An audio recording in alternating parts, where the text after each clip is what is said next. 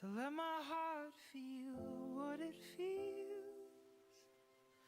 Gold, silver, bronze hold no value here, where work and rest are equally revered. I only want what's real. I set aside the highlight reel and leave my greatest failures on display with an asterisk worthy of love anyway.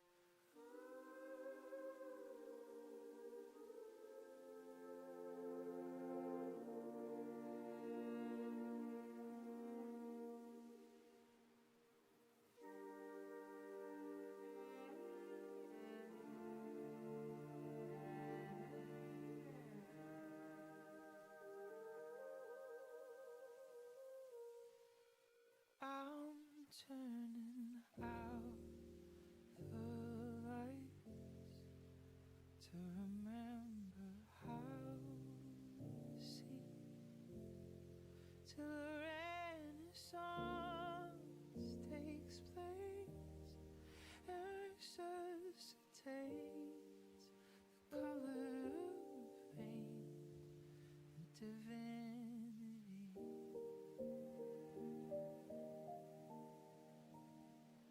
As if God hid the building blocks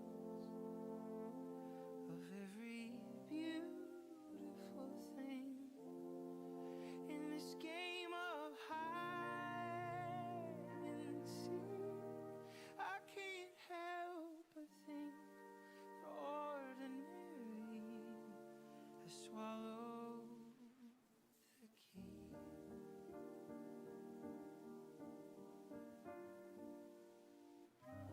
Bodies fashioned out of dirt and dust.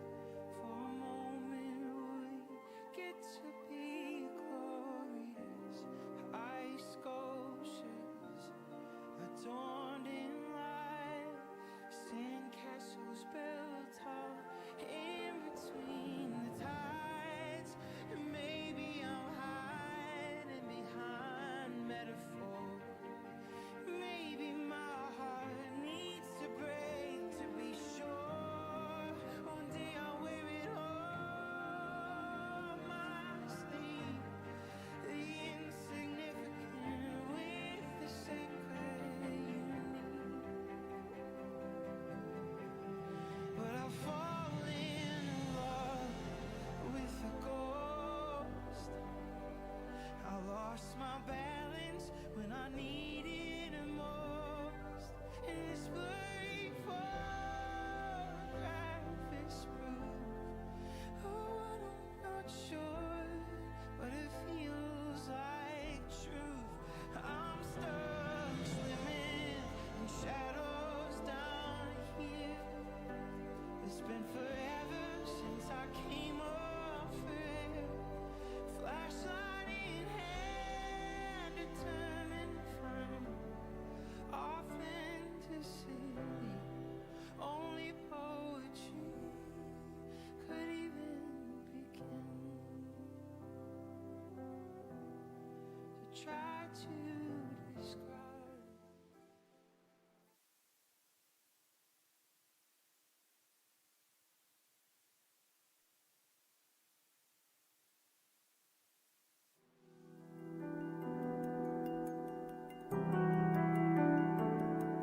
Discussion over dinner.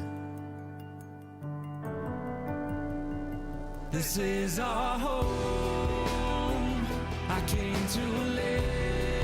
listen to you, to talk with you, 'cause I don't wanna be a stranger, to find hope with you, to grow with you, and whether we are different or the same, I wanna know your name. Discussion Over Dinner is sponsored and underwritten by State Street Community Church and the PAC Center. Good evening, everyone. How are you? Good. How was the food? Was it okay? Yes, yes.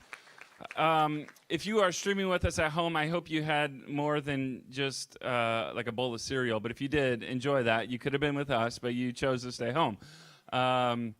So, you just make your decisions and you live with them. So, but we are glad that you are here with us tonight. We are glad that you're streaming with us as well. Now, this is our, what we thought was going to be our last discussion over dinner of the year, but I've got an announcement to make at the end that's gonna blow your mind. Now I'm overselling this, but you can pretty much tell exactly what I'm gonna announce. But anyway, we're gonna announce something else at the end there. Tonight we've got a great panel. Now, if you are new with us, know that we have these conversations because we believe that better communities happen when we have better conversations, that we can and should talk civilly and kindly with each other, even about topics that matter dearly to us. Now, we've had, over the last about a year and a half, we've had lots of hard conversations. We've had conversations with community leaders, and all of them, hopefully, have helped inform us on maybe how our neighbors are living and how we can maybe be more empathetic and understanding of the plight and the struggles that maybe other people are going through, but also how we can be a part of the solution. And so if you're new with us tonight, welcome into that. We've got a great panel that I'm very excited about. I'm so excited that they said yes to be here, and we're going to have a really fun conversation. Now, if you have a question and you want to ask our panel a question, you can text it in to us. So it's real simple. The number is 219-690-8057. That's 219-690-8057. Text that, and it comes directly to me. And we'll go through all your questions, and we'll, assuming they're appropriate, we'll ask the panel. And you say, no, I've had to weed through them before. But part of the problem is it's anonymous, so I don't know who sends them. So that'll be interesting. But if you're streaming with us as well, you can text in, and a part of the challenge and part of the joy of these conversations is being vulnerable to ask the question. And so if you have a question, you can assume that probably other people might as well. And so it's okay to ask it. And we, of course, don't know who asks it, so we don't attach any name to it. And we will definitely, if it's appropriate, ask the panel. So let's get on to that today. So she has served as a member of the Indiana State Senate since 2005. As a senator, she has focused her energy on issues important to working families, including labor issues, healthcare, property tax reform, and environmental protection. In 2010, she was awarded the Tommy Blaylock Award for Outstanding Leadership by the United Steelworkers of America, Local 104.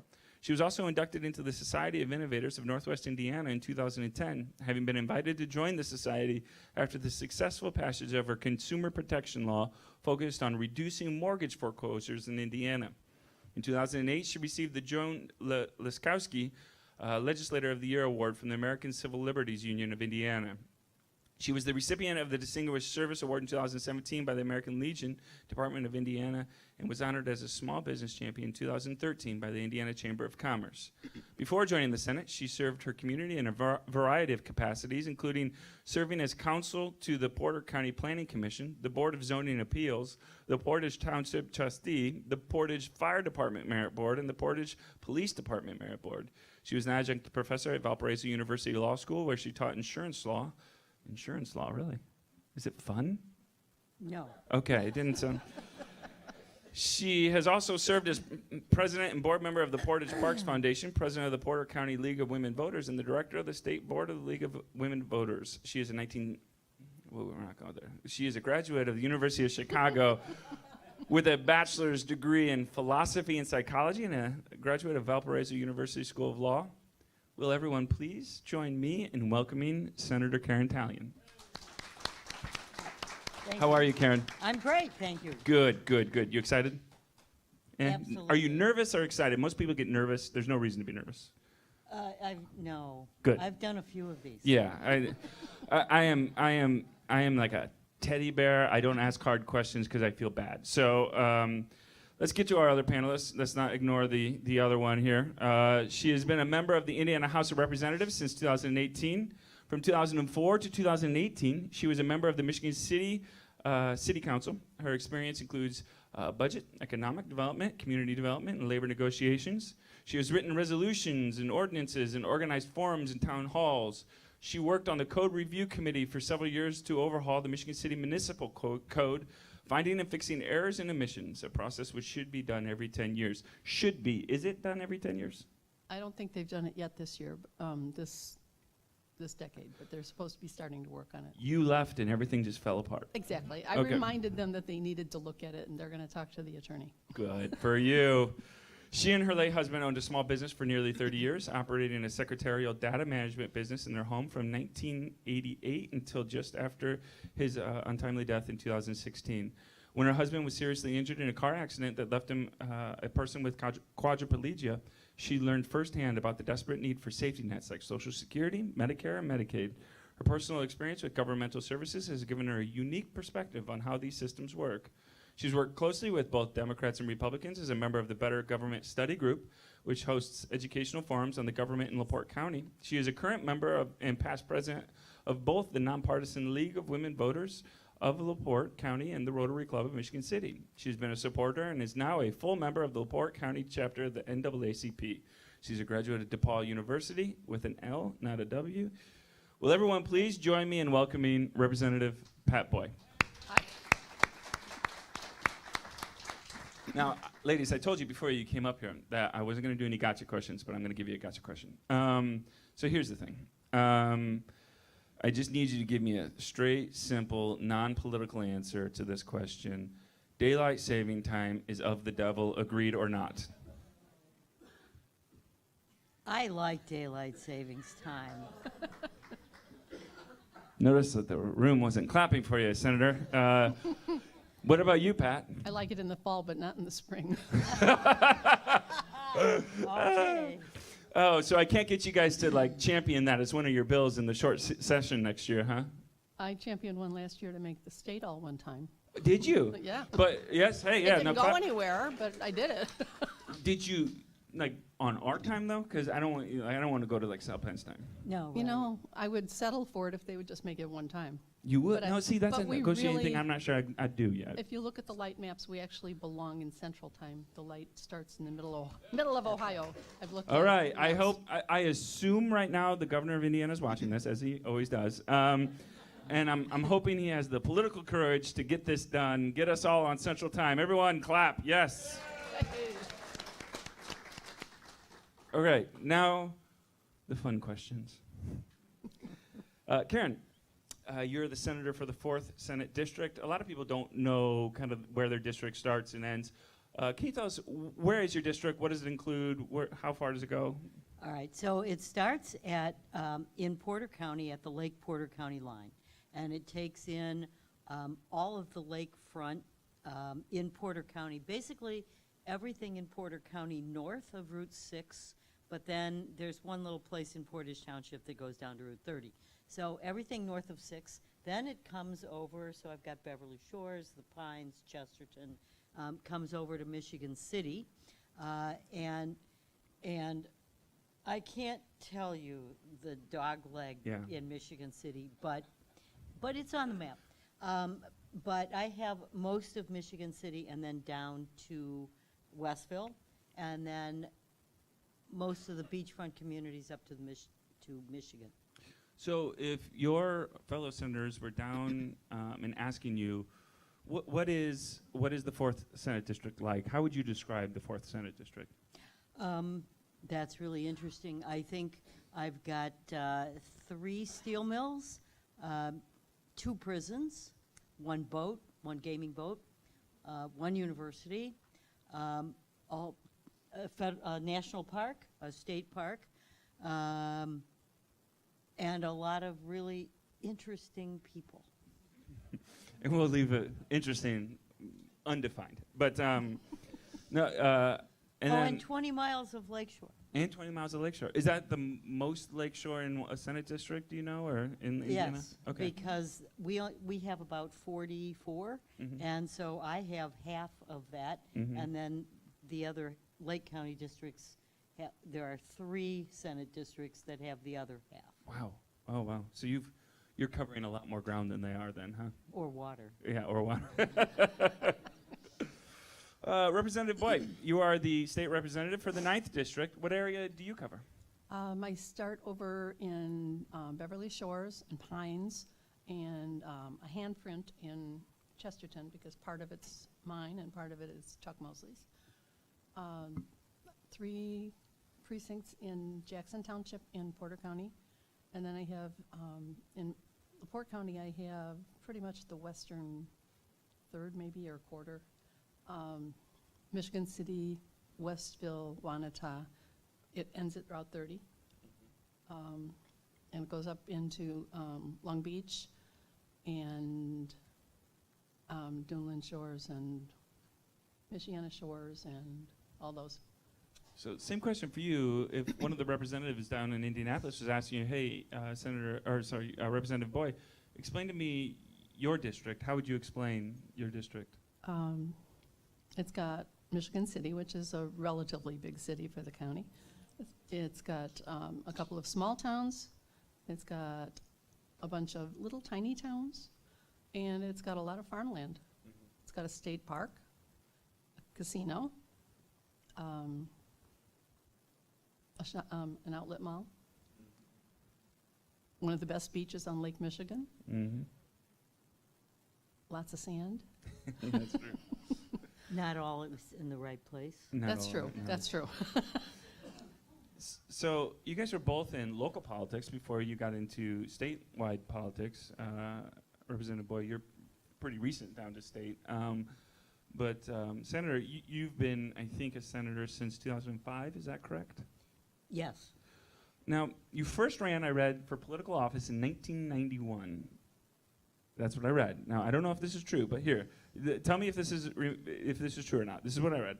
You ran for town council in Ogden Dunes in 1991. Did you or did you not? I did, and you know what? That's so long ago that I had completely forgotten that. Well, I'm gonna remind you of a really painful memory, because you lost. Obviously. Yeah. Oh, you'd remember. To a guy named, I think, Trustin Lee.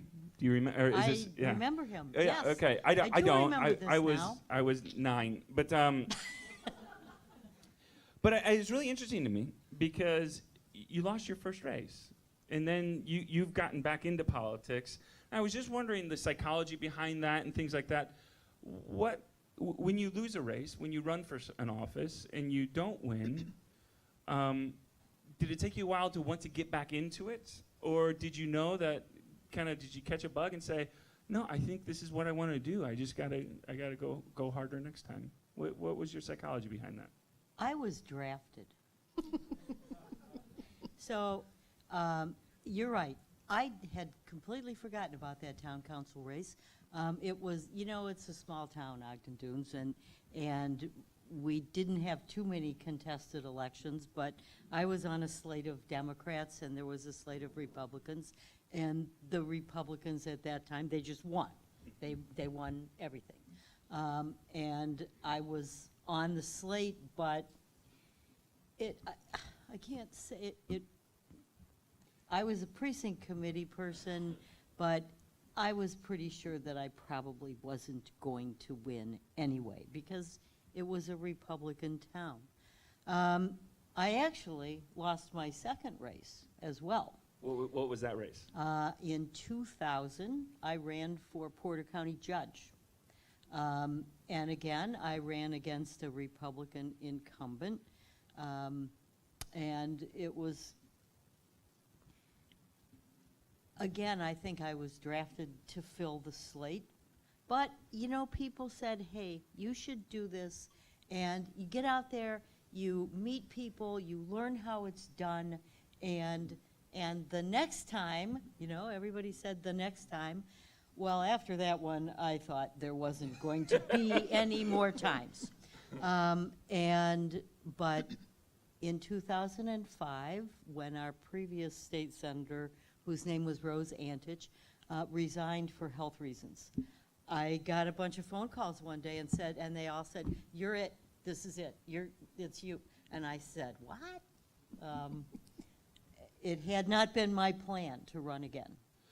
What's amazing about that is, obviously, since then you've won a couple elections, but your last, I think you were uncontested, weren't you?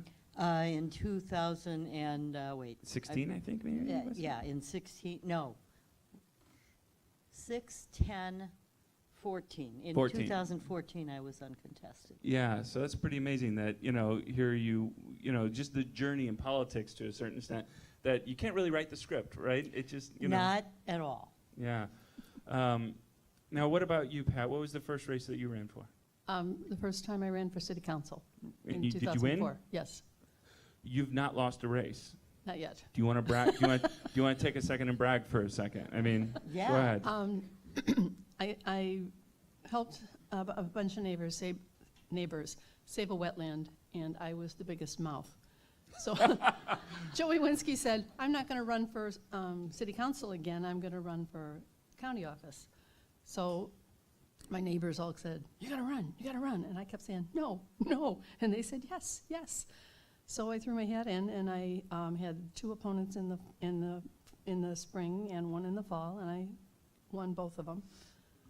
And the next time I was up, I ran again, and then I ran a 3rd time, and then the 4th time I ran, I thought, this is getting old. So I had made up my mind I was going to finish this year for my 4th term and then retire.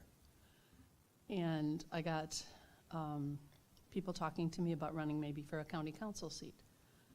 And I said, I'll think about it. And I talked to a couple of people, and they all said, yeah, you could do that.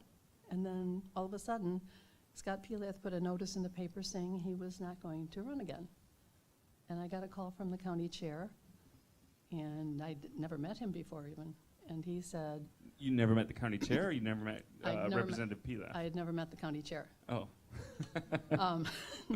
And I went out to talk to him, and he said, we don't want you to run for county council. I said, what did I do wrong? He said, no, we want you to run for Scott Pilath's office. And I was like, what? Me? I had never, ever thought about doing that either. I mean, I know how you mean. It's kind of like you're drafted. I asked my son what he thought about it, because my son and my daughter-in-law and my grandson live with me. And he said, you should have your head examined, but I'll support you if you want to do it. My daughter-in-law said, yes, you have to do this. And my grandson, who was 5 at the time, said, we can give it a try, Grandma. The most sane one of the group, right? Maybe, Exactly. let's dip our toes in the water here, So I signed up, and I was immediately opposed by 2 people in the primary and 1 in the general, and I still won. So, but that's what happens even when people get to hear your voice and listen to you and say, I've heard that voice before. Why doesn't she ever shut up? Talk to me a little bit about how, now, both of you were, even if not even elected positions, I know you were the attorney for a couple, commissions locally and stuff. And how did your experience in local politics, or just in local kind of civic engagement things, how has that informed your experience down in Indianapolis? Either one. I'm glad I did it, because I don't think I would have survived the first year downstate. It's a different world, and if you don't have a clue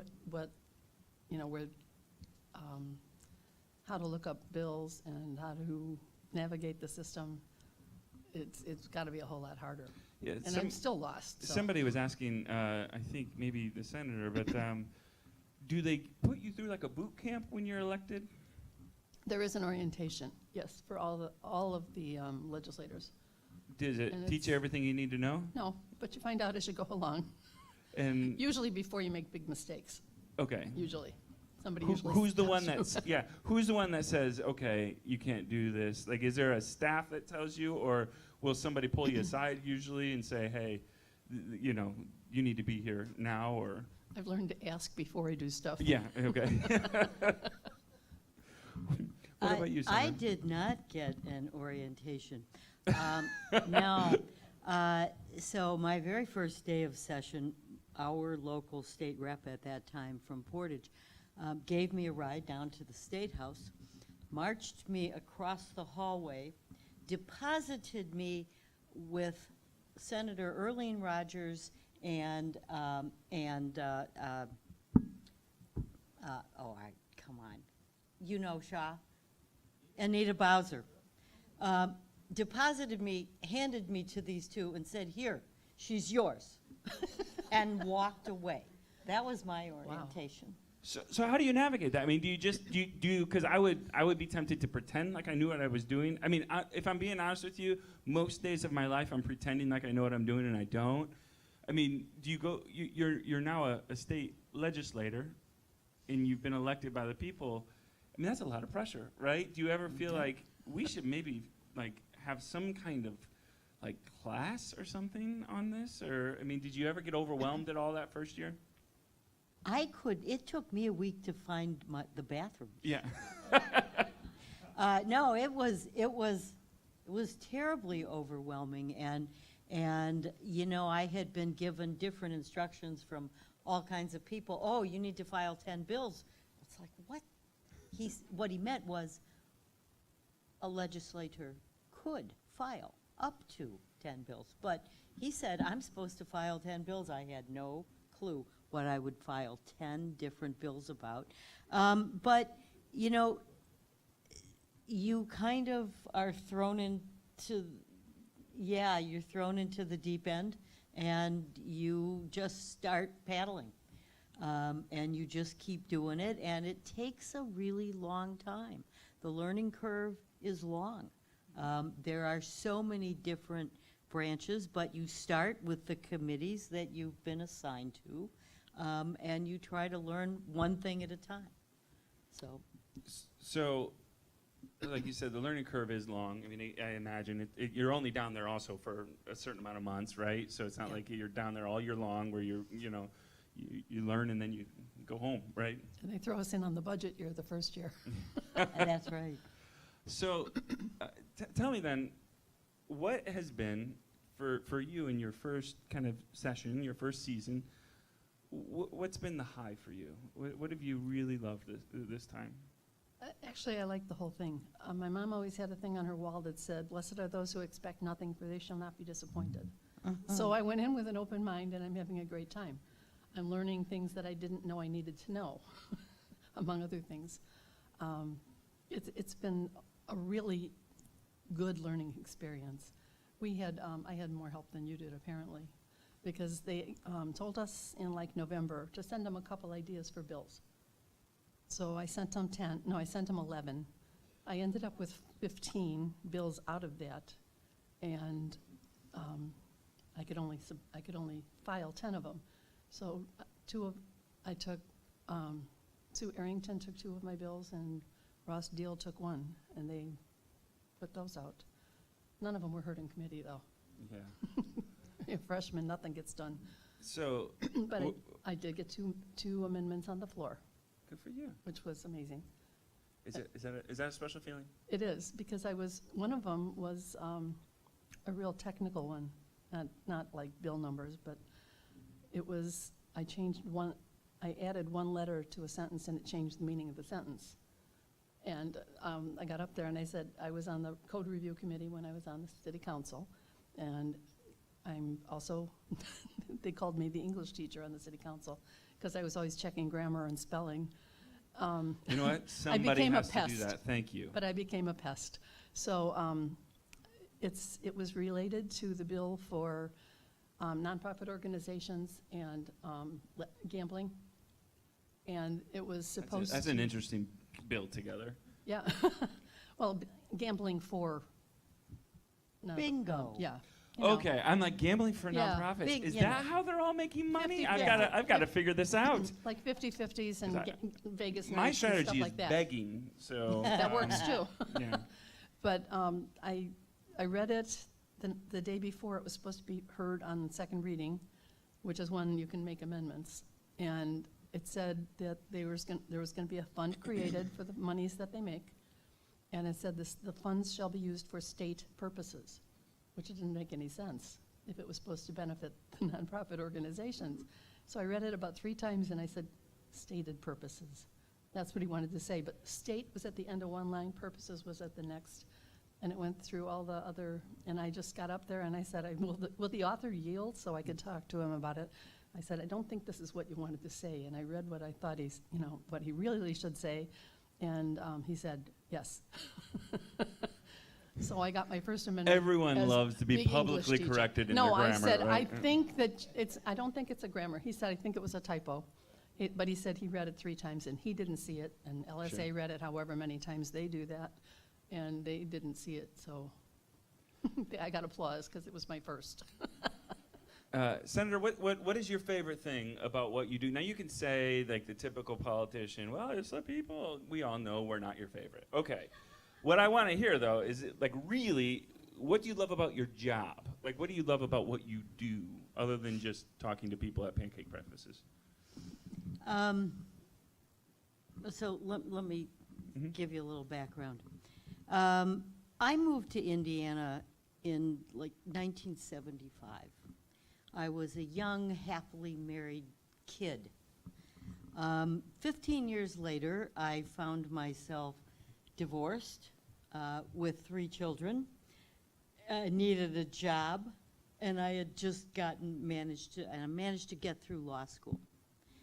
So even though I had my own, sort of mess to take care of in my own life, I spent the next many years practicing law and dealing with people who had problems.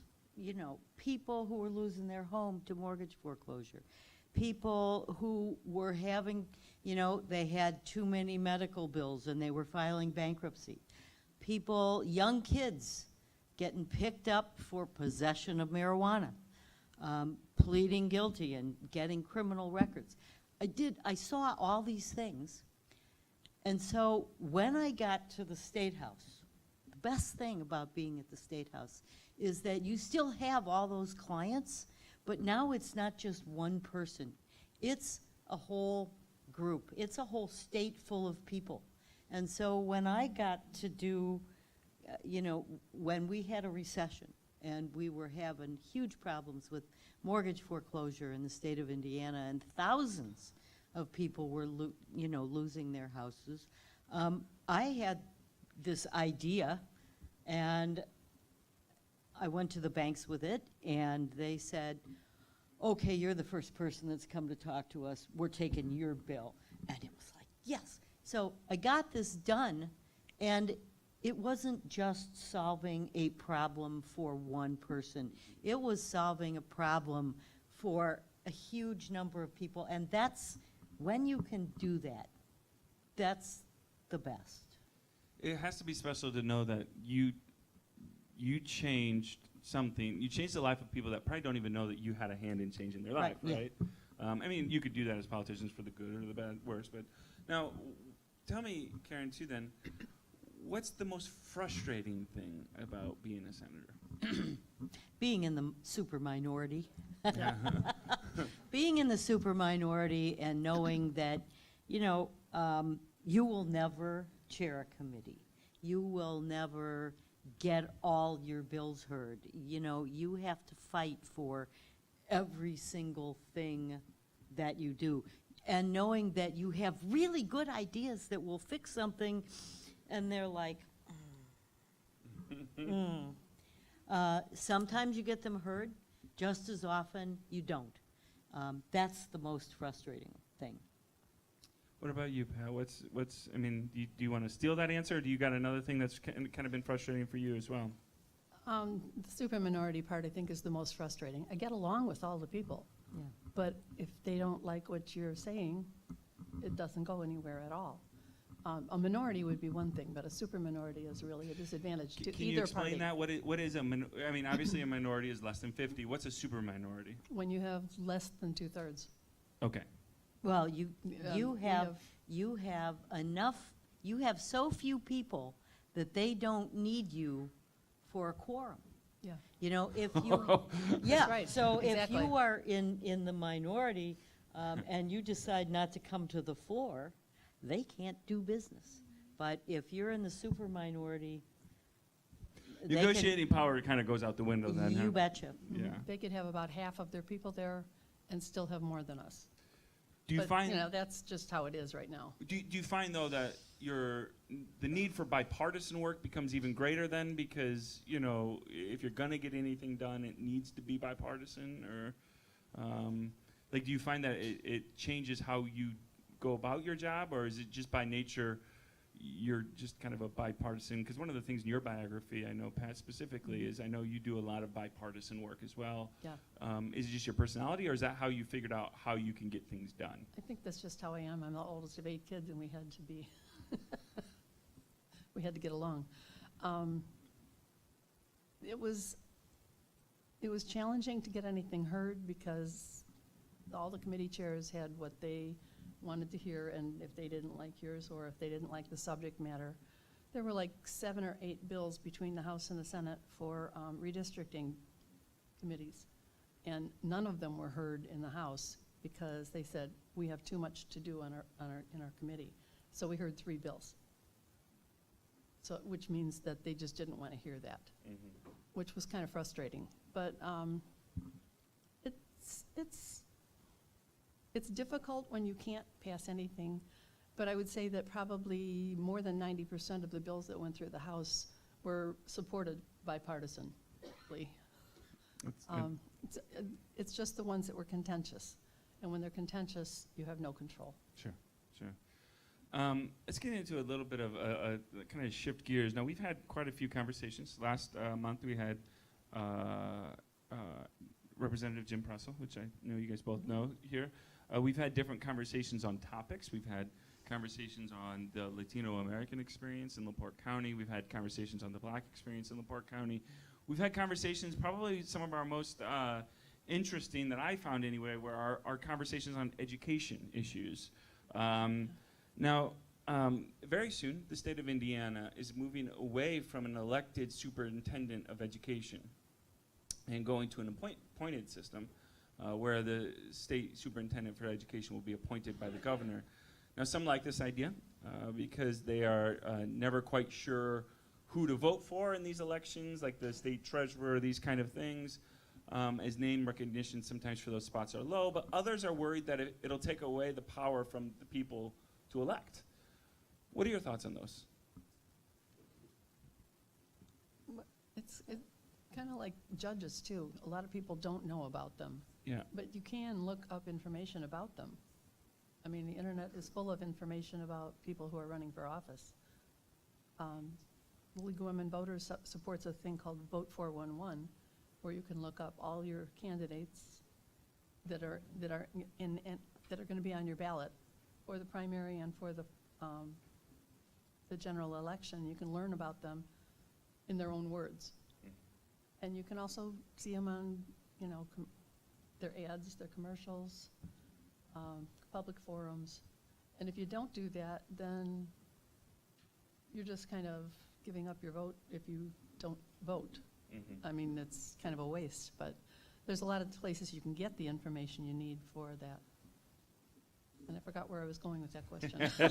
Karen, do you have any thoughts on that? Yeah, well, let me, if I can, just Yeah. turn that question just a little bit.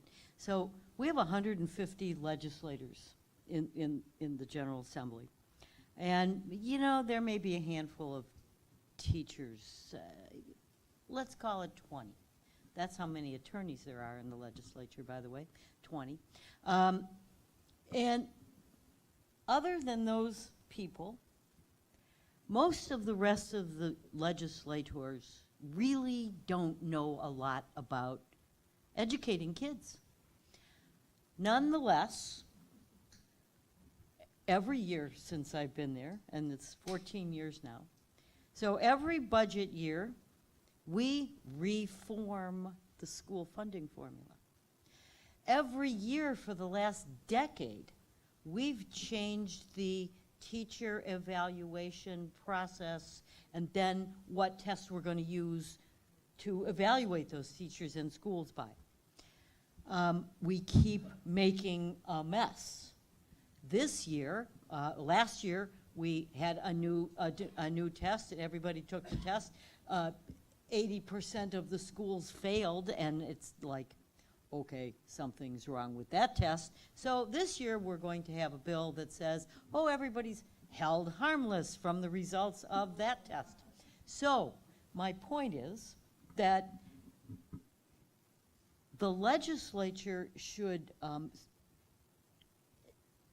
leave education alone a little bit and give it a break, give the teachers a break, and give the people who know what they're doing a chance to actually do something. So whether that is done by an elected school superintendent and a board, or whether it's done by an appointed school and superintendent, and we don't know whether there's going to be a board, that's not the biggest issue. The biggest issue is that we have people in the legislature messing around with education every year, and they don't know what they're doing. No, I want to play on that a little bit, because I think that's an important thing. And one of the things that our educators that have been on our panels, we've had elementary educators, we've had middle school educators, is obviously the teaching to the test, right? I mean, these kind of standardized things, and everyone understands the concept of standardizing tests and why it's important to evaluate these kind of things. Nobody questions that. Now, when I watched debates, especially for statewide positions, last governor debate that we had, every person running for office said we have to stop teaching to the test. Their policy, or what they were saying, was very similar, right? We got to stop teaching these things. Yet we still find ourselves in some of these same problems. Now, as a legislator, then you say, okay, I would like to maybe actually give us as legislators less influence over it and put this back into the hands. Would you do that like locally, put it in the hands of the local school? Would you say there needs to be a board statewide that handles it, or how does that look? It depends on whether you're talking about money or whether you're talking about standards. So, and this is the problem. We have set up the system in the state of Indiana over the last decade or so that ties the money to how well you're doing. It ties the money to an ABCD grade, or now we've got some other scheme that maybe not ABCD, but it's still, you're tying money to performance. And as long as you do that, then you have to have some way to measure your performance. And so what else you're going to do besides a test? So I think that you have to, if you really want to do some reforms here, we have to back off of this money for performance idea and fund what is needed instead of somebody's idea of, oh, this teacher's, got a 0.3 and that teacher's got a 0.2, so this one gets more money, and it's totally stupid. One of the things that we did hear from the educators, and one of our panelists teaches, I think, in both of your districts, actually, at Pine Elementary School in Michigan City. Zach Huber is the principal there, and Zach was saying the difference in bonus structure for teachers, right, in a school like Pine compared to a school like Carmel, right, is very different. So it can be very hard to attract teachers when we're putting bonus structures based on performance, and then trying to attract a teacher in a low income, perhaps struggling to perform school than it is a wealthier school. And so, yeah, I think, again, I hear a lot of people talking about these issues, but we just seem to continue to perpetuate it, So now, Karen, one of the things that you've worked on, and I think actually, Pat, you did as well. I think you had if I've got it right here, you had a House Bill 1387, which permitted the cultivation, dispensing, and use of medical marijuana Yep. by persons with serious medical conditions. Senator, you've worked on marijuana legalization stuff as well. I feel like this is a topic that we've had a lot of people here that have been very, I think, pro this kind of thing, partly because they see it happening all around the country. You had 10 bills to go in your first. Why was that one of your first bills? Because I think it's important. I've been talking to a lot of veterans. I got a Veterans Commission started in Michigan City, and the people I was talking to, and people I know who have spouses who are already out of the military that have PTSD really have a struggle. And it benefits some people. It doesn't help everybody the same way, but they can't regulate it right now because it's not a legal drug, because it's such a terrible thing. And they can't study it because it's a terrible thing. So they don't want to legalize it because they haven't studied it, but they've made it impossible to study. And I think we need to make some changes in that. Yeah. Did you have anything else to add or no? You're leaning forward, so I didn't know if you wanted to. I don't know if you know this, but I was the first person to speak the word marijuana in the State House in the last 3 decades. So remember that story I was telling you about going to court and seeing young kids plead guilty to possession of marijuana? Well, I'm an attorney, and one day I had to go to court on some criminal matter, and I got there a few minutes late, which meant that as punishment, I got to sit and wait for the entire court call before they called me. So I watched them, and literally there must have been 8 or 10 young people pleading guilty to marijuana, which at that time could still be a felony. Just possession of a little bit. And they'd been arrested, they'd gone to court, or they went to jail, they had to bond out, then they had to be arraigned, then they had to go to court, or then they had to see the prosecutor and get an attorney and do a plea, and then they had to do community service, and then they had to pay a fine. And I just sat there saying, this is the stupidest thing I've seen. So I went to the State House and said, I'm going to do a bill to decriminalize marijuana, which means, actually my first bill was, we need to have a study committee to talk about marijuana law reform. That was my very first bill. And I went to the governor's office, which was then Ms. Daniels, and I said, I just want you to know that I'm filing this bill. And he just laughed. Well, the legislature can do whatever they want. So I got a hearing on this bill, and then I actually got it passed out of the Senate. Now, keep in mind, it's only a study committee. Nobody in the room was more surprised than me. But people recognized that there was a need to at least talk about it. So for the last 9 years, I have filed continually bills of one sort or another, either to decriminalize or to do medical or to do an agency that will regulate things. And during the whole time that Mike Pence was governor, I went to speak to him as well, and he said, well, that's not going to happen. So I knew that for 4 years at least I would file these bills and they would go in the garbage can. It's time. The rest of the country has finally caught up with this, or we're about there. And I think Indiana is finally getting the idea that we need to do something, because we are now an outlier. Yeah, I don't know how many states have legalized, but I think it is more. I mean, obviously in different fields, like you said, I think your bill was specifically for medical marijuana for, like you said, for veterans, these kind of things. And it's an interesting topic. Obviously, we deal with a lot of people who have been in and out of jail at our PAC center and things like this. And Unfortunately, sometimes a crime like that or something like that can be on your record, and it can impact the rest of your life. And it's not to say that somebody should or should not have done that. I understand the consequences of it all. But, I hope in Indianapolis, I hope better conversations happen in that, because I think we certainly need it. Well, it is time for a game. We're going to take a little break from these deep conversations.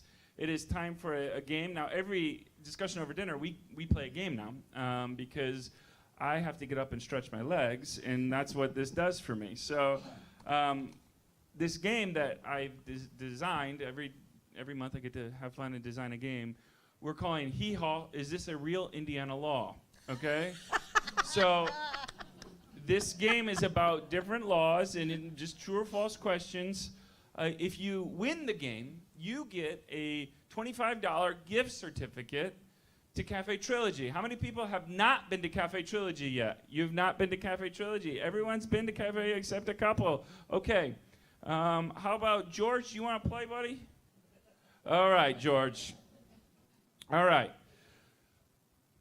George, we're going to go through some questions, all right? And you're going to tell me, true or false, whether or not this is a real Indiana law or not, all right? Now, you cannot phone a friend. You cannot ask our legislators, because the good even though, one of them's a lawyer, one of them's not, and they probably have all of the laws in their head memorized. Yeah, sure. That will disqualify you. So, let's go. Hee haw, is this a real Indiana law? First question. Oops. Sorry. True or false? It's legal to own wicked, awesome Chinese throwing stars as long as they are concealed when carried. True or false? False. Is that false? How many people think it's true? How many people? All right, it is illegal. It is illegal. It's illegal to manufacture switchblades across state lines because it's not in Indiana. Right. That one, George. All right. True or false? In a state law, a person is allowed frogs for frog jumping contests, but if a frog dies or is killed,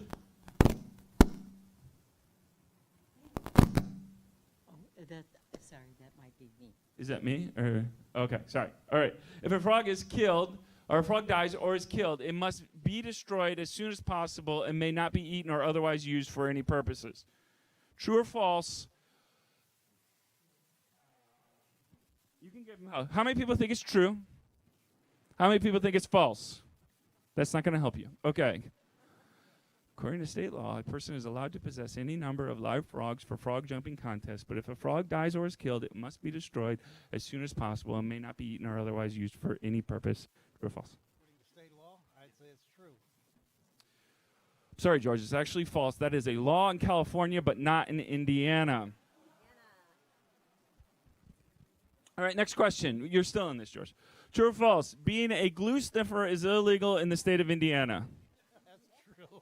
That is true. Correct. Good job. All right, next question. According to Indiana statute, boogers derived from human waste must not be flicked into the wind. True or false? True. You said that's true. That's actually false. In Indiana, you can flick your boogers wherever you want. True or false? Let's say you live in a dystopian Mad Max-like Indiana where all you eat is corn and pork tenderloin sandwiches.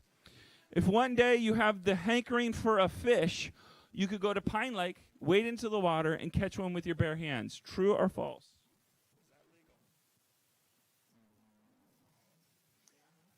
Bare hand? I think so. No, I think it's false. You think it's false? Yeah. How many people think it's true that you can catch a fish with the bare hand legally? How many people think it's false?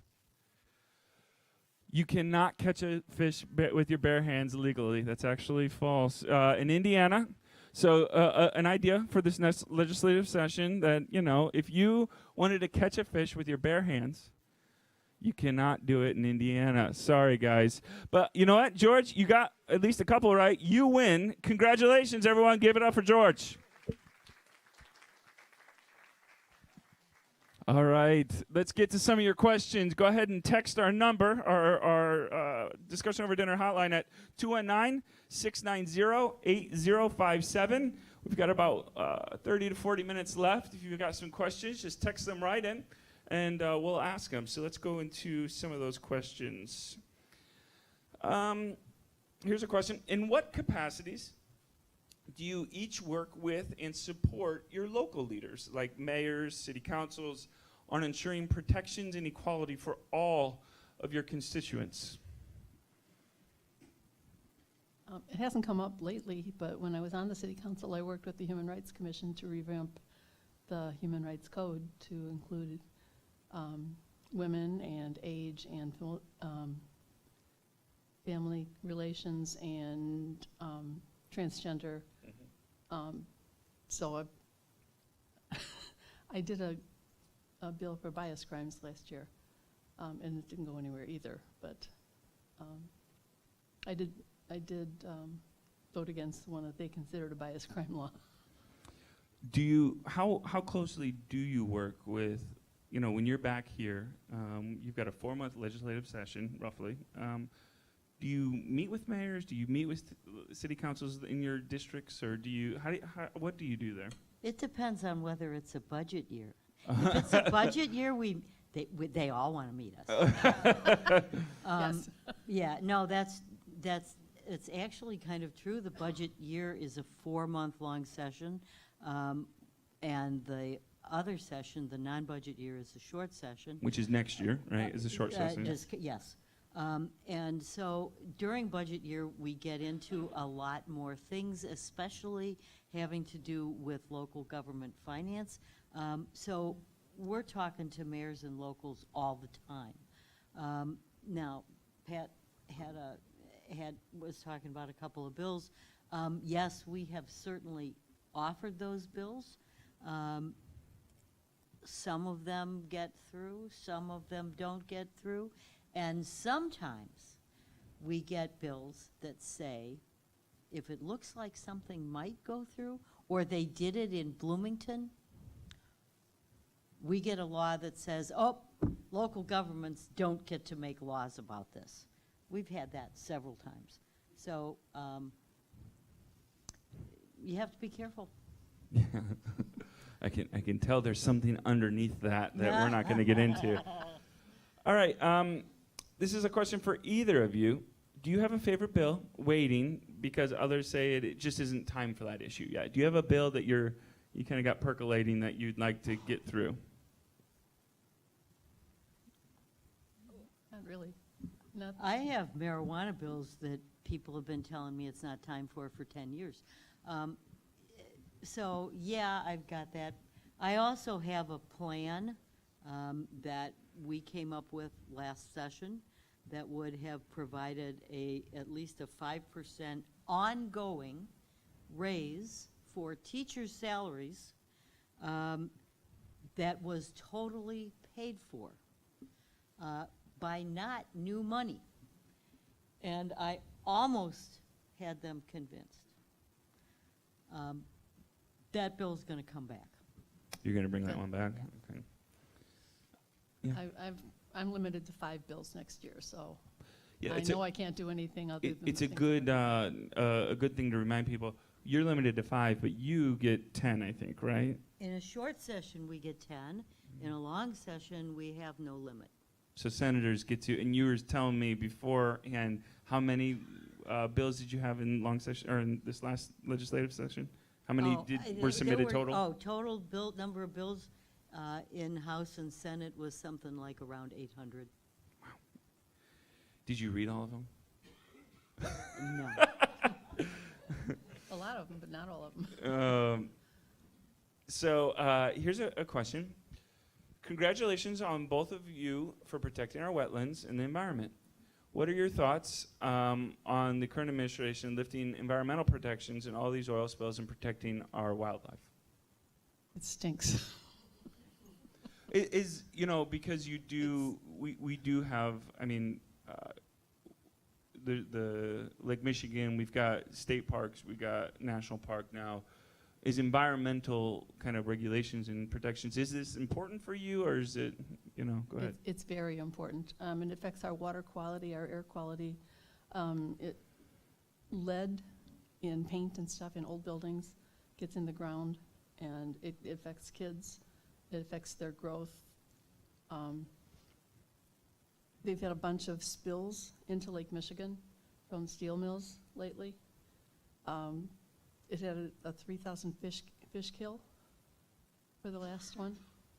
And the oil sheens that were seen in Lake Michigan, where they came from the same place where the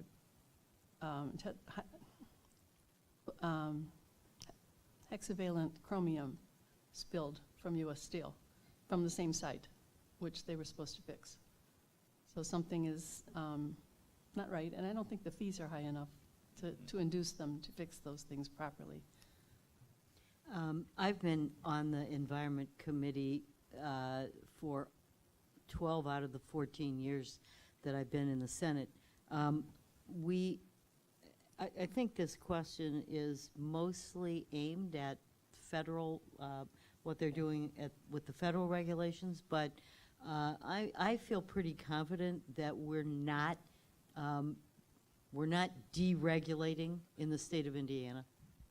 I will say, having good relationships with both Republicans and Democrats in this area, it seems to be a topic that most in this area agree on, primarily because they see our wildlife, they see a lot of these things. So I know Jim was talking about it too. You're right, though, it is mostly federal. Yeah, That's those are the problem. hard things, right? When you Yeah. don't have the jurisdiction over some of these kind of No. different things. So, here's a question for you, Pat. Did you inherit any of Scott's staff?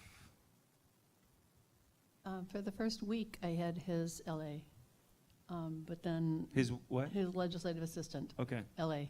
But then they transferred him to someone else, and I got a different one. She So- was delightful, too. How big is your staffs down there? How many people do you have working for you, with you? Any full-time staffers? There are full-time legislative assistants, and each one of them serves about 3 or 4 legislators. So we have a limited number. And we have media personnel that also help us. And they've just recently assigned specific ones to, 3 or 4 legislators.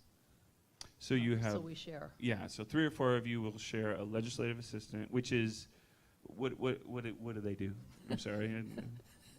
They organize my life. Okay, yeah. They're not helping with legislation. They're No, but okay. they field calls and they field messages and they get those messages to me. And, Wonderful. they set up meetings and they answer emails for me sometimes, and they're just wonderful. That's all I can say. They're great. Senator, do you have the same kind of? It's a little bit different for us in the Senate. Normally, one senator or one legislative assistant will support 2 senators. In my case, I have one because I'm the caucus chair and I'm also the ranking member on appropriations. So I have a lot of work. And so I get one all to myself. But we also have other staff. We have a Senate fiscal analyst who just does all of our fiscal stuff. We have a policy person. We have media staff. We have an attorney. When you that- say we, is it the The whole? Senate Democrat caucus. Okay. The Republican. They have their own They team. have their own Yeah, team. yeah. Right. And then we have Legislative Services, who Yes. is a group, an independent agency that basically actually writes the bills. And they're supposed to find all those things. All those things, yes. all those little things that needed to be fixed. It was one of the things that Representative Pressel brought up that I didn't realize. Honestly, you think that when you go down to legislate, that you must know how to legislate, right? That you know how to write all. But unless you're a lawyer, and even if you are, that doesn't necessarily mean it. But you have like you said, a legislative affairs team that help write the actual bills so that they're legal and they're formatted perfectly. If you've ever read, or if you've ever looked at a bill down in Indian or at the state level, they're formatted in a very specific way. There's some here to's and therefores, and these kind of things that they. There's rules about those words too, so Yeah. So. they're really very, very helpful. And they work for all of you guys, right? That Yes. You just okay. So here's a question on education. You speak about holding schools harmless. However, have you considered the copious amounts of research that from institutions like Duke and Harvard that have found that testing hurts students, namely testing hurts students of color? How do you and other politicians reconcile yourselves with this data? Well, exactly. You can't. That's part of the problem. A lot of the tests that are thrown out there have cultural bias built into them. So, and in many cases, and even some of the old standard tests that we all took when we were kids, standard IQ tests, that kind of thing. All those tests have been shown to have cultural bias against one group or another. And so we have the same problem, which goes back to what I said about this whole testing mess. We need to back off of this the whole testing thing, and I think that maybe some of that disparate impact would go away. And if the person that asked this question, if you're in here still, you'd like to talk to the senator or the representative, I'm sure they'd love to talk to you about some of that too, priorities for education. This is an interesting question. The influx of Airbnb establishments are destroying family neighborhoods in and around Michiana shores. Is there anything that can be done to control it? We did that law. They did that law. We did that law. We did it. What is the law? We did it over 2 years. We did that law that basically says that if your community has an ordinance or a law banning or doing regulating these, then those laws were all grandfathered. Otherwise, if you didn't have one in effect, then you were no longer going to be able to just outright ban them. However, most in Northwest Indiana, a lot of the small towns up here already had ordinances in place. The next thing that we did the next year after that was to say that if you are a person renting out on Airbnb, and think of Indianapolis during Indy 500 week. I mean, it's full of Airbnbs and home rentals. If you are a person that's doing this on a regular basis, and you do it for more, I forgot the number of days, maybe we said 10. It had to do with a federal rule, but if you do it for more than 10 days, then you have to pay innkeeper's tax. You have to collect sales tax and innkeeper's tax, just like any bed and breakfast or any hotel. So that law is already in place in the last 2 or 3 years. So if you can clarify it a little bit for me. So if you rent your place out for more than 10 days in a row or total? Total. For the year? Yes. Then you are essentially treated like a bed and breakfast or a hotel or something like that. Okay. And if you guys have, whoever asked that, if you have any more clarification, any other, just text them in. Some really great questions coming in. Thank you so much. And again, keep them coming. Indiana is rated near the bottom of the heap for adequacy of mental health services, but the General Assembly doesn't ever have the time to deal with it. How can we get off the dime? They dealt with it a lot in the House. It was discussed on a whole lot of bills on education, and discussed in a lot of other bills. And it's a matter of finance, and the state budget does not contain any more money for health, for counselors for schools or mental health counselors for schools. That's one of the big problems. Who controls that? Who controls the money? The legislature controls the money. The Democrat side had 44 amendments to the budget as it was proposed, and one of those was that. One amendment of the 44 got through, and that was just because there was a place in there that it said that anybody that the governor hired would be immediately 100% vested in the pension plan. And even state police officers have to wait 10 years to do that. So they agreed to that amendment to take that out. That was the only one. But I think that when you, just talking about mental health issues is a really broad topic, Yeah. because you kind of have to look at it in different groups. So what we do for kids in school is one thing. What we do for people who have been put in jail basically because they're mentally ill is a whole different question. And there are different pots of money that may or may not be applicable to those different groups. So in the last probably 4 years, we've spent a lot of time trying to get, in order to get rid of the jail overpopulation issue, we have tried to put money towards mental health and community corrections programs, those two things. And we have put a lot of money in there. Whether it's enough is a different question, but we have been trying to fund that, because we do know that probably 80% of the people in jail or prisons either have a substance abuse or a mental health problem or both. And I think, Representative Boyd, I think, didn't you write maybe a resolution, or it could have been a bill, but it was about, I think, drug courts maybe? It was a resolution supporting drug courts. These kind of things, because obviously they cost money.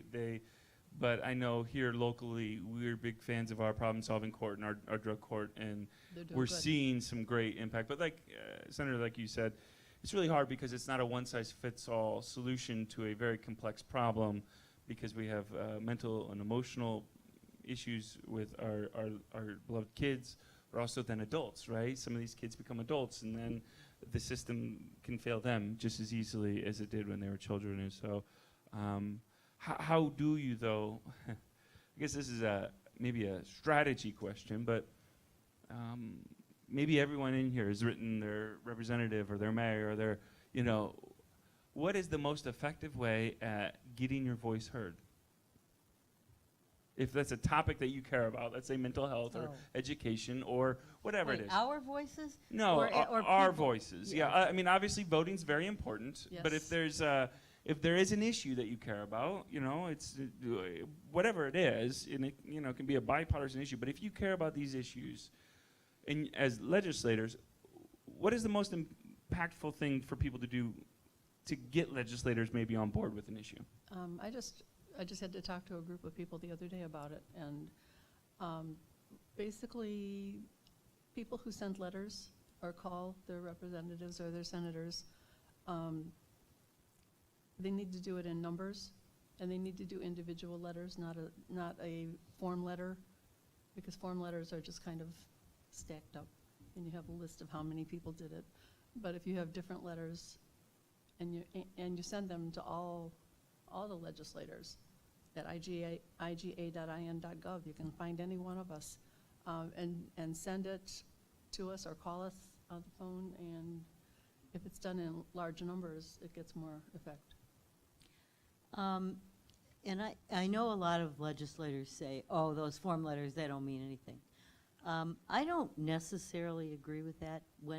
For myself, if I see that I'm getting 400 or 500 form letters. They may all say the same thing, but it tells me that somebody got out there and organized a group of people, and that there are 400 or 500 people out there who want to talk about this issue. So even though some people dismiss them, I still think that that's a strong message. And when other legislators get 400, 500, 600, even phone calls or form letters, they're like, whoa, something's going on here. So it does get your attention. And yeah, call. So Right. Yeah. organize and call and Yeah. write and Yeah. get people, Yeah. locally maybe get people that are passionate about the same thing, or and organize it and call. And is that what you're kind of saying? Is the more the better, kind of? Yeah. And I wouldn't say that you really shouldn't use form letters, but I got Sure, a stack yeah. of form letters about this thick on the bill to allow 77% interest on payday loans. And they were all written, it was all the same letter, but, I mean, one of them just signed it, sounds good, say yes. And you could tell from the way that some of the letters were written that they were just said, Sure. Yeah. that they went to get a payday loan, and to get this payday loan, they had to sign this letter. Mm-hmm. So, sometimes they matter and sometimes they don't. Yeah, I see what you're saying. Yeah. And does it matter if it's a personal letter or an email, or is it all the same pretty They're all the much? same, I think. I mean, they all. Oh, letter and email? Yeah. Okay. Yeah. I mean, it all gets to at you. one point, a while ago, it might have, but now, now you just know that it's like, oh, this is how you gauge how old somebody is. You say that, Senator, but the other day I was literally writing a letter and my hand started cramping up. I'm like, what has happened to me? My signature's awful, but all right. Indiana is lagging on decriminalizing marijuana use. Is Indiana leading in other important areas? Where do you see Indiana leading in? We are now going to be allowed to grow hemp, regulated, specific farms, and, that's a start for the CBD and for the fiber, because you can do a lot of things with hemp. That's one. I'm really ignorant on it. I'm like, I still don't know what the difference between all of them are. It's how bad of a pot smoker I apparently am. I don't even know the difference. But the legalizing hemp was a big hurdle, right? Yes. That was crossed. And you said it's regulated now. Yes, it's just starting, but yes, it will be regulated. CBD, if I'm correct in here, CBD became legal. The Attorney General maybe didn't want it to be legal and fought against it. Is that something happened there and now it is legal again? Is it, or? You can still buy it. Yeah. Things that have CBD oil, even in Okay. CVS. Okay. So it's not illegal, but So the incremental steps there are there. some of them, yeah. Okay. Oh, we get one step forward and one step back, and we end up kind of nowhere. Yeah. So this year we did actually do some things to meet that farm bill and that allowed people to grow hemp if your state had a program. So we developed this program, but it was really, I'm going to be kind and say it was a mess. And I got up there on the floor and said, this can't work for these, reasons. And everybody rolled their eyes and voted yes anyway. And immediately, the hemp people took it to court, and there's now a stay against that bill because they messed it up. And so we have to. So you can't grow hemp yet? Well, the process is starting. I mean, you can. we got a community garden, so I really need to know. You You can gotta get grow. regulated. You can grow hemp, but you have to have a license. Yeah. Okay, well, good to know. Yeah, and so, and you can go to the store and buy CBD, but gummy bears are okay, but oil is now technically illegal because you can ingest it by inhalation. Oh, yeah, it's a mess. It's a mess. All right. I've got some questions here. What do you think should be done about our local opioid issues? Or what are some, again, one of the multifaceted issues, right? There's not a one size fits all. What are some of the things you're compelled by that you think we need to move towards? Well, can I add? Yeah, So, whoever wants. so the states have been wrestling with this. There are groups of attorneys general across the country who have now filed suit against some of the opioid manufacturers. They are in the middle of doing a negotiated settlement, which is going to be something like, I don't know if you remember this, it was called the Master Tobacco Settlement. And it was a suit against the cigarette companies. And I think we're going to have something like that. And what it's going to mean is that there's going to be a lot of money come to each state for the purpose of opioid treatment. Indiana has already done a bunch of regulations, maybe a little early, but they did a bunch of regulations on how, what doctors are supposed to prescribe, what they're not supposed to prescribe, the hoops that the medical profession has to go through now to send you home with whatever is your drug of choice. So we've done some of that regulation. Now we need to get people off of that addiction. And there are a lot of different discussions about the best way to do that. But I think that there's going to be money. Somebody asked earlier about the environmental regulations. There are a bunch of attorneys general out there who are basically, I call them the front line of the resistance in terms of what's happening in Washington.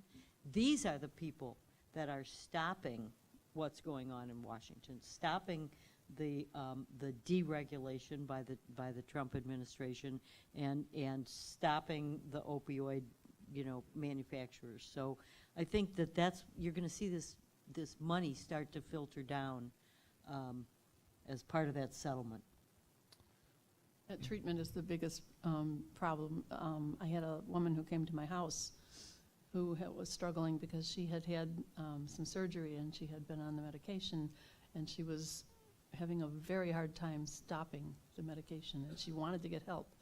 And she was very confused sometimes, and she really felt awful. Mm-hmm. And I got her a referral to Swanson Center, which helped a lot. And she was really, really grateful. But, that was a legal opioid that she was taking because she had a lot of pain. And there have to be some other choices for medication as well, I would think. Absolutely. We've got just a couple more minutes, and then still got some great questions coming in. In what ways, if any, has being women impacted your experiences during elections or as elected officials? We have a majority in the Democratic House. Yeah. Come on. For the first time ever. We have 17 out of 33. We're excited about that. I think women have a different outlook on life sometimes. They tend to work together a little bit better. Not always, but generally speaking. And it's made it really interesting in the House. Senator? I've been an attorney for almost 30 years, and I have felt like I've kind of been a woman in a what's generally a man's world, and I always got by for myself. It didn't impact me since I was overlooked for a job in 1972. But I know that that's not true for everybody. Yeah.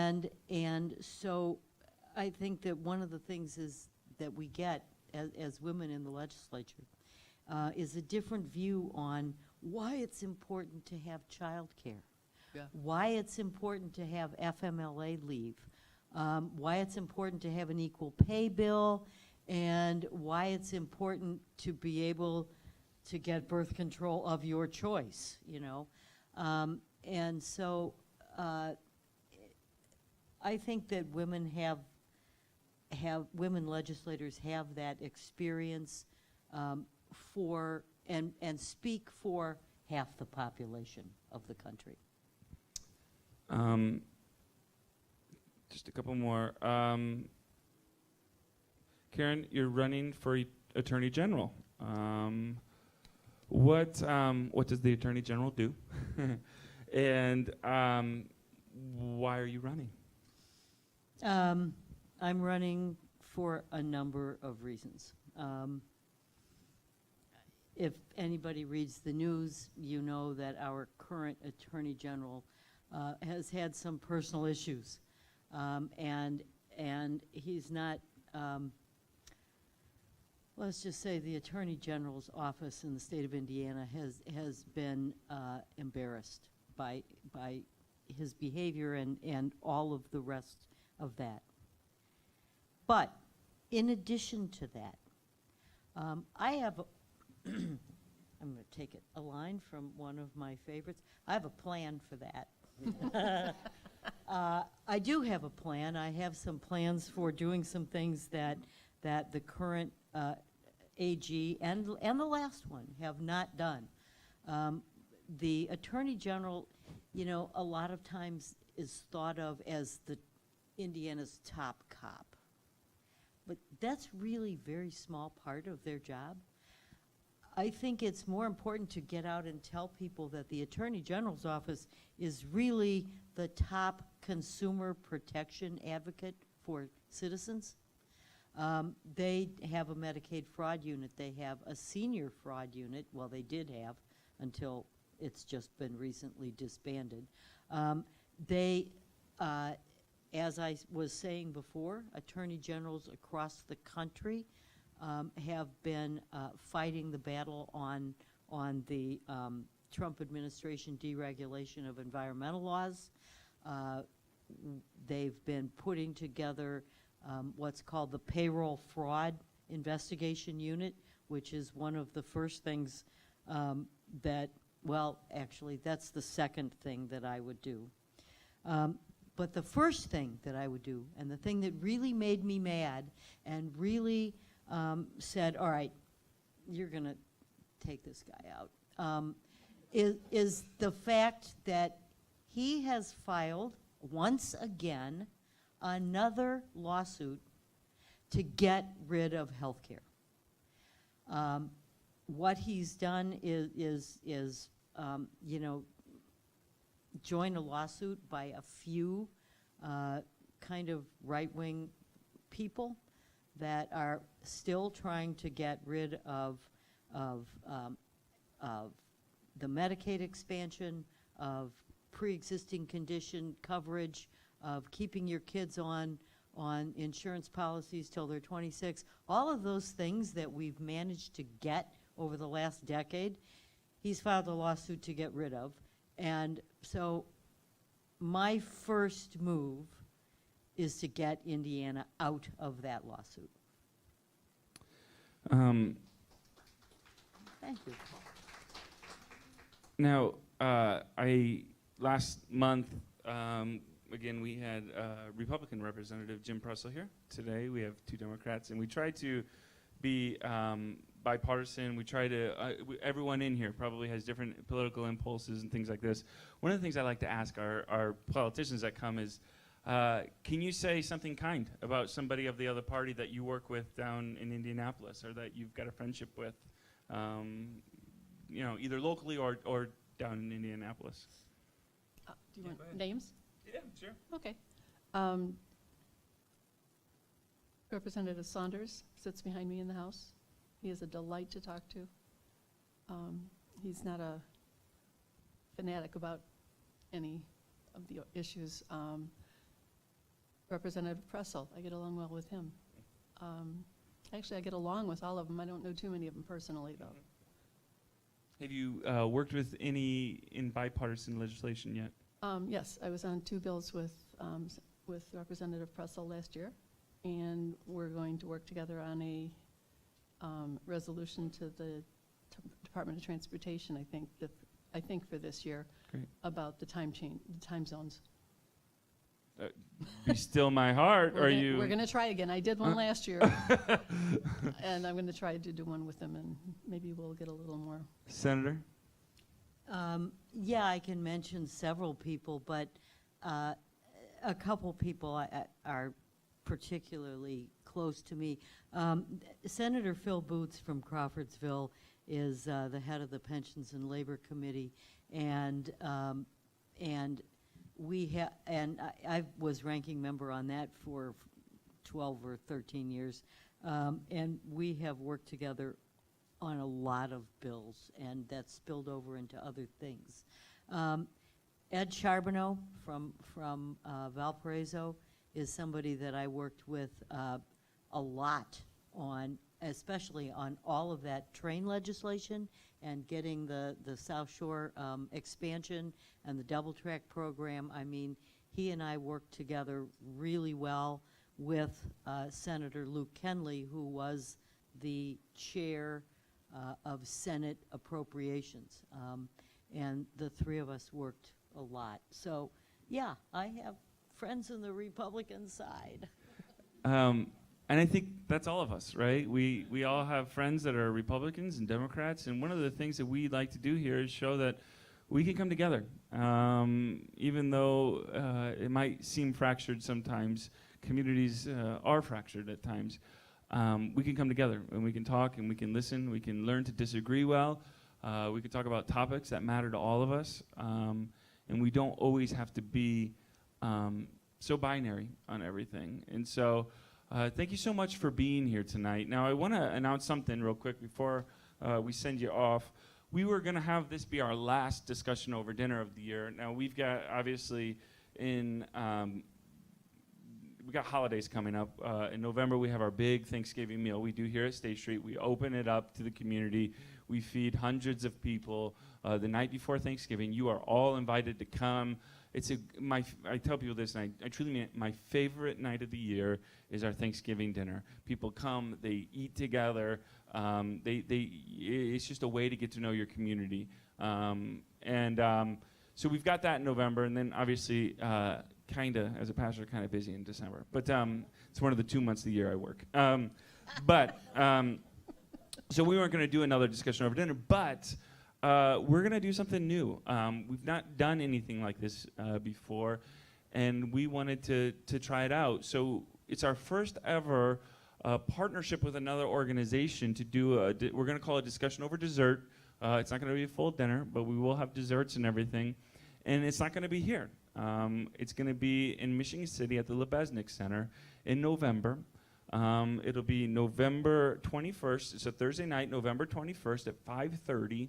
And what we're going to do is there's an exhibit there, a new exhibit on immigration. We're going to go through the exhibit, and we're going to look at what's happening over in this exhibit with artists, and I'll read you the summary there, and then have a panel discussion on it over dessert and drinks. I hope you can come. It's going to be a great time. We love being able to partner with other organizations. We love the Lebesnick Center, and it's going to be a great topic to talk about, especially as our neighbors. I know, as many of you know that come here, my wife is an immigrant, and immigration issues are dear and to my heart. But let me first, before I close, let me read you the summary of the exhibit there. It's called Living Architecture. Invites viewers to consider the ongoing impact and influence that immigrants have on art, design, labor, innovation, and contemporary thought. Using a wide range of approaches, the featured artists pull ideas and information from their cultural histories to inform and challenge the present.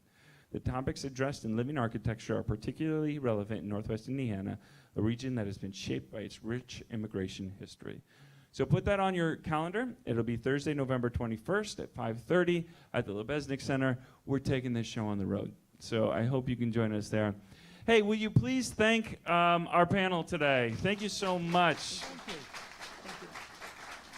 Will you please thank our food staff?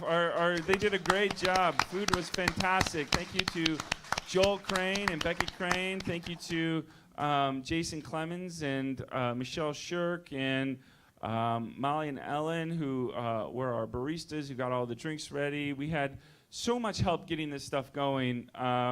Every month it takes a team, and they just do a great job at it and let me kind of take all the credit, which is really, my job is such a minimal part of this. So thank you so much to everyone that invests and does this. Thank you for being here. I hope you can come again. Thank you for streaming with us. Hey, go out and be kind to the people you meet, and understand that everyone is walking their own path, and you have an opportunity to enter into that with love and kindness. So thank you so much for being here. Congratulations to George for winning our contest, and we'll see you next month. Well, that was, are we off now? Discussion That was great. That over was dinner. It was fun. fun. I especially like This is our home. I came to